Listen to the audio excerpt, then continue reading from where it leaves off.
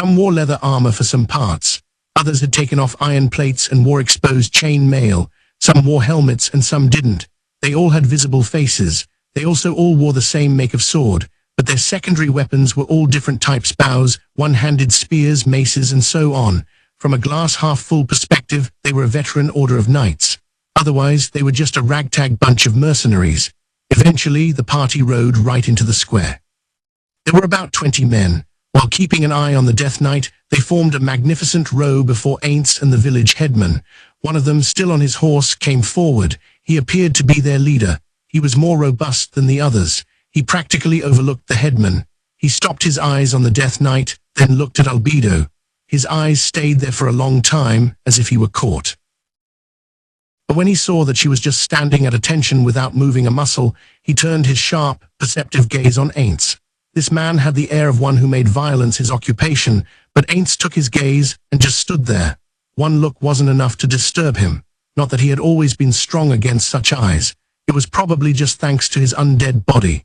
Or maybe it was due to the confidence he'd gained from being able to use his Yggdrasil powers. Satisfied with his observations, the man addressed them in a dignified manner. "I am captain of the Royal Select of the Kingdom of Rey Estais, Gaze of Stronov.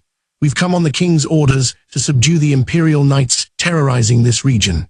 His deep voice carried clearly throughout the square despite being quiet, and Aints could hear a stir from inside the village headman's house behind them. "Captain of the Royal Select," murmured the headman. Aints was slightly miffed that there hadn't been anything about this man in the info he'd received. Who is he? According to the merchants, he was once champion of the royal tournament. Now he leads a group of elite soldiers who serve the king directly. And this is really him? I don't know. I've only heard the rumors. If Ain't squinted, they all had the same crest on their chests. It did resemble the kingdom's crest the headman had described earlier, but he was still a little too uninformed to believe the story right away. "You must be the village headman," said Gazef, turning to the headman. "So then, if you would be so kind as to tell me who exactly that is next to you." The headman's mouth was half open, but Ain't stopped him and gave a brief self-introduction. "That's not necessary. It's a pleasure to meet you, Captain. I am Aints Ulgaun, a caster who saw this village being attacked by knights and came to save it." In response, Gazef jumped off his horse and landed with a clatter of armor. He solemnly bowed his head. "There are no words to express my thanks that you have saved this village." A ripple went through the atmosphere. It must have been a shock in this world, where social standing was so clear-cut, to see the most likely privileged man, the captain of the Royal Select, making a show of respect to Aints. Aints' status was unknown. Human rights weren't even properly established in this country, or depending on the case, anywhere. They had probably been buying and selling humans as slaves until a few years ago. Despite the fact that they weren't equals, Gazef had gotten off his horse and bowed to Aints. That spoke volumes about his character. Aints decided the man must actually be who he said he was. "No, I was doing it for the rewards anyway. Don't worry about it." "Oh, a reward? Then you're an adventurer, something like that." "I see. You seem quite strong. I'm sorry to say I haven't heard your name before." "I'm on a journey, just passing through, so my name may not have spread so much." "On a journey, I feel bad taking an able adventurer's time, but I'd like to hear the details about the nasty bunch who attacked this village." "Of course. I'd be happy to tell you, Captain. I robbed most of them of their lives. I'd hazard to say they won't be making any trouble around here for a while." "Did you need to hear more about that? Robbed them of their lives? You killed them yourself, Sir Gaun." From the way Gazef addressed him, he realized this world's names were Western style, not Japanese, not surname name, but name surname. Now he knew why the headman had looked at him a little funny when he'd asked him to call him Aints. Certainly, if someone Aints wasn't terribly familiar with asked to be called by their first name, he would have made that face. He concealed his realization of this faux pas with the mask known as adulthood and continued. "You could say that, or maybe not." Inferring the delicate nuance, Gazef's eyes flicked to the Death Knight. He must have sensed the faint smell of blood coming off of him. "Right now, I want to ask you two things. First, what is that?" "It is a minion I created." He hummed in admiration and looked Aints up and down. "And what's that mask about?" "I have my reasons as a caster for wearing this mask. Could I get you to take it off for me?" "I'm afraid not." It would be quite troublesome if he ain't indicated the Death Knight were to go on a rampage. The village headman knew what the Death Knight was capable of, and the alarm was plain on his face. Voices could also be heard from inside the house. Perhaps sensing the sudden atmosphere change, Gazef nodded gravely. I see. I suppose you'd better keep it on then. Thank you. Well then, one moment. I beg your pardon, but this village has just been attacked by Imperial Knights. I think seeing all of you with your weapons will cause them to flash back to that terror. It would probably help everyone relax if you laid down your weapons at the edge of the square. What do you think? You're right, but these swords were bestowed upon us by our king. We can't disarm without his permission. Lord Aints, we're fine. Are you sure, Mr. Headman? Captain, I hope you'll be able to forgive me for my rudeness. No problem, Sir Gaun. I think your idea was quite correct.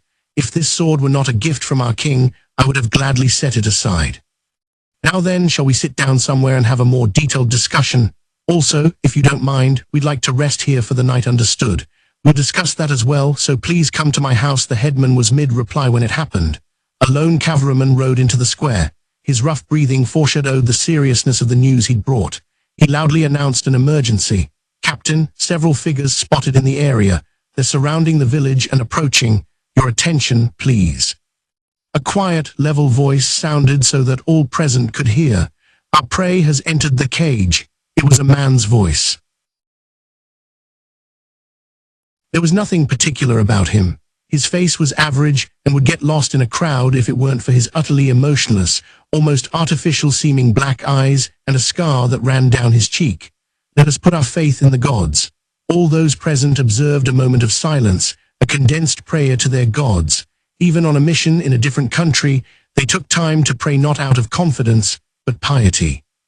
These agents of the slain theocracy, in the service of their gods, had stronger faith than average citizens. That was how they could perform cold-blooded acts without thinking twice and feel no guilt. After the prayer, all of their eyes were glazed over, like glass marbles. Begin, one word. That was all it took for everyone to move in exquisite coordination to surround the village. One could sense it was the result of ceaseless training.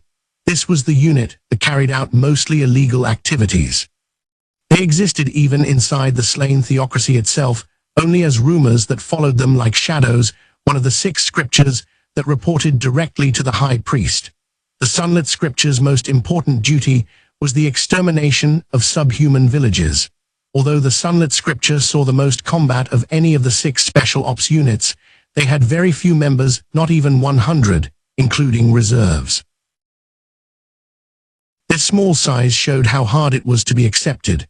First, each of them had to be able to use Tier 3 faith magic, the highest level a normal caster could attain. Superior mental and physical abilities, as well as a true faith, were also required. In other words, they were the best of the best. Watching his elite subordinates scatter, the man breathed out slowly. Deployment was done. It would be hard to monitor their movements now. However, he had no concerns regarding the construction of their cage. Captain of the Sunlit Scripture, Nigun Grid Lewin, had the peace of mind of one who knew his mission's success was nearly at hand. The Sunlit Scripture were not experts at covert or outdoor operations. They'd missed their chance 4 times. After each failure, they pursued Gazef and his men from the kingdom, careful to not be found. If they missed their chance again now, their days of chasing Gazef would continue. Should we get help from another unit next time? I'd like to let someone else handle this. Someone was present to respond to Nigun's grumbling. We really should. Our specialty is extermination. He was a subordinate who had stayed behind, in part to guard Nigun. So it's weird that we'd get assigned this mission. It's important, so why didn't they get the Flurry Scripture involved too? Exactly. It's unclear why they assigned us alone, but it's been a good learning experience for us. Incorporating covert operations on enemy soil into our training isn't such a bad thing. It's possible that's why they had us do it. Even as he said that, Nigun knew the probability of another mission like this coming their way was low.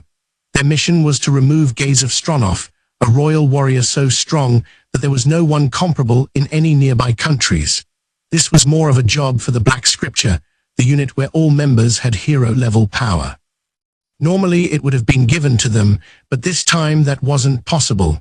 The reason for that was top secret, so Nigun couldn't tell the lower-ranking man, but of course, he knew what it was.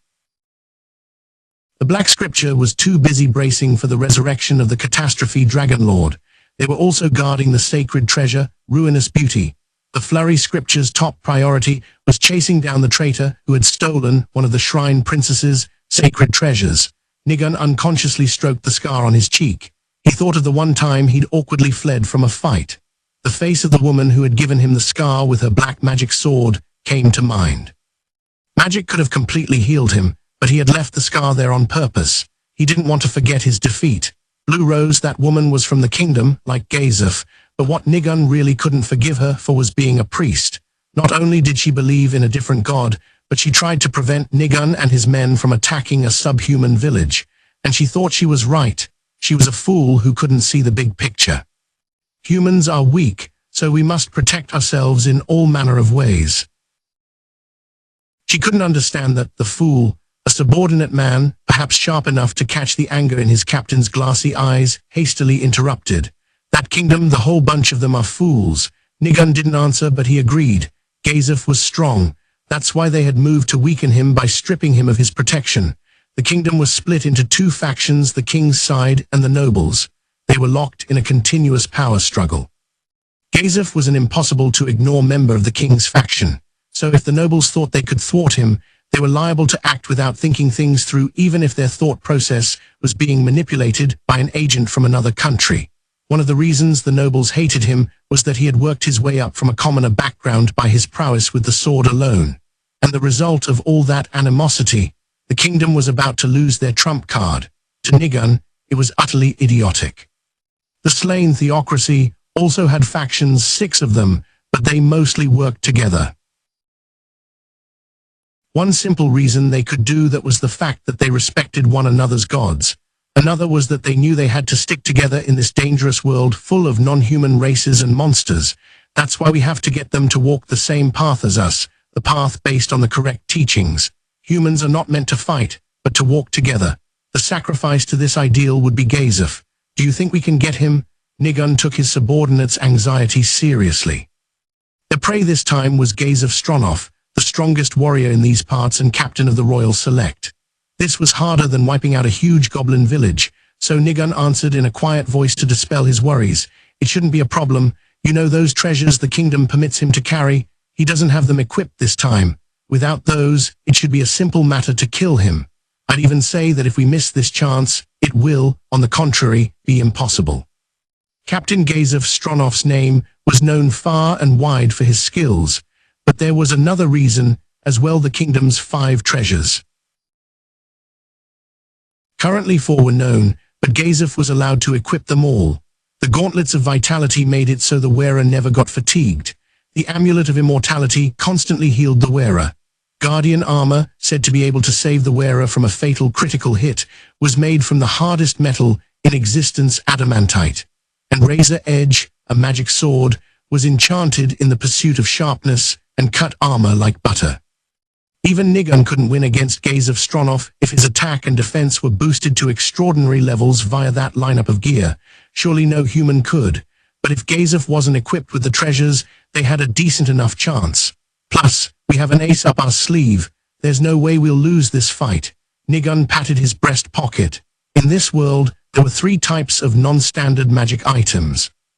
Relics of the 8 kings of Avarice, who conquered the continent in the blink of an eye more than 500 years ago, were one type. Before the 8 kings of Avarice ruled, the dragons did. The dragons' hidden treasures believed to have been created by the most powerful dragon lord's magic were the 2nd type. Finally, 6 centuries earlier, the 6 gods that made up the foundation of the slain theocracy descended. The supreme treasures they left behind were the 3rd and final type. And in Nigun's breast pocket was a supreme treasure. Even the slain theocracy only had a few of them. It meant guaranteed victory. He glanced at the steel band wrapped around his wrist. The numbers there indicated the passing of time. Okay, let's begin the operation. Nigun and his subordinate cast their magic, their elite angel summoning magic. I see. Yes, indeed. Gazef confirmed the reported figures from the shadow of a house. He could see 3 of them. They were slowly walking toward the village, maintaining a fixed distance among one another. They were unarmed and weren't wearing heavy armor, but that didn't mean they would go down easily. Many casters eschewed heavy armor, preferring lighter materials. In other words, these were probably casters. What made that completely clear were the glowing, winged figures lined up next to them, angels. Angels were monsters summoned from another world. Many people, especially people from the slain theocracy, believed they served the gods. It was unclear whether that was true or false. The priests of the kingdom asserted that angels were simply a type of summoned monster. That religious conflict was one reason the countries disliked each other, but Gazef didn't care who the monsters served. To Gazef, all that mattered was how strong they were. As far as he knew, compared to other monsters summoned with the same level of magic, angels and demons, which were said to be about equal, were a little stronger. In addition to having many special abilities, they could use some magic. So Gazef categorized them among the more troublesome enemies. Even so, although it depended on the type of angel, they weren't unbeatable. These angels wore gleaming breastplates and carried long swords of crimson flame. He'd never seen this type before, so he couldn't guess how strong they were. Aints came with him to take a look and asked, "Who are these guys and what are they after? This village doesn't seem that valuable, so you don't know them. If they're not after Sir Gawain, then there's only one answer." Their eyes met. "You've got some enemies, Captain. I suppose it's unavoidable because of my position, but this is a rather large problem. If they have this many casters summoning angels, they must be from the slain theocracy. And if they're engaged in this kind of mission, it must be one of the rumored 6 scriptures, their special ops units. They have the advantage in numbers and strength." Gazef shrugged his shoulders, grumbling about what a pain it was. He seemed relaxed, but inside he was quite anxious and angry. "They did a great job using the nobles to take away my gear. If that snake had been sniffing around the court, things would probably have gone even worse. So I suppose we should count ourselves lucky that this was all that happened. Still, I never thought the slain theocracy would be after me." He snorted. They were really outnumbered. They weren't ready. They had no countermeasures to use. They were fresh out of everything. But there was one possibility. Are those flame archangels? They sure look like them, but why would the same monster be here? Is it because the summon magic is the same? If that's the case, Gazef looked to the muttering Aints and said, with a glimmer of hope, "Sir Gawain, if it's all right with you, we'd like to hire you." There was no reply. Gazef just felt an intense stare coming from behind the mask. "I can promise you any amount in compensation.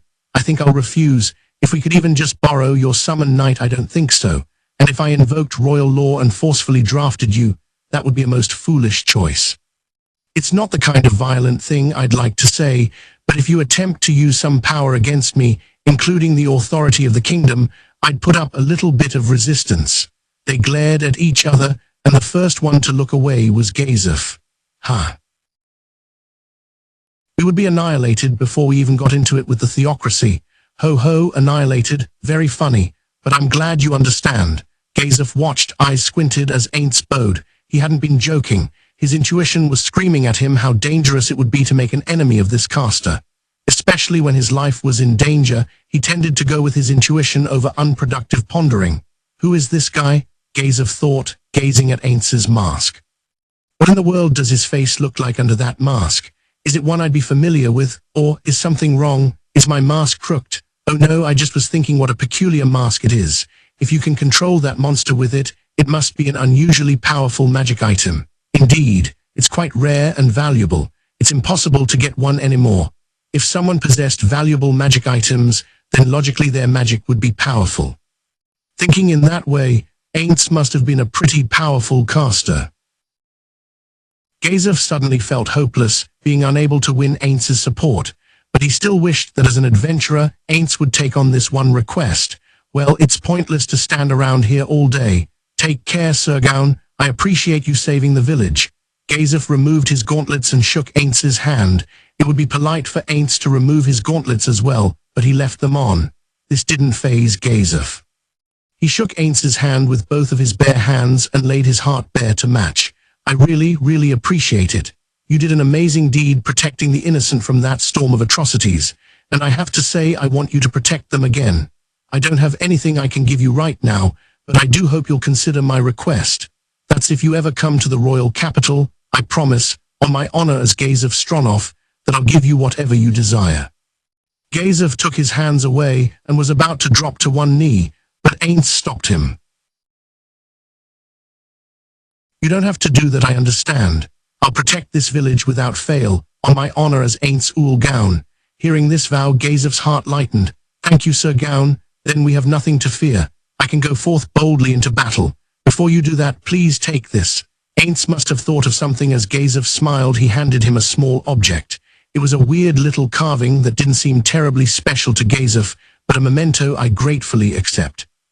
Well, Sir Gaun, it's a shame we must part, but I'm going to go. You don't want to wait for the cover of night.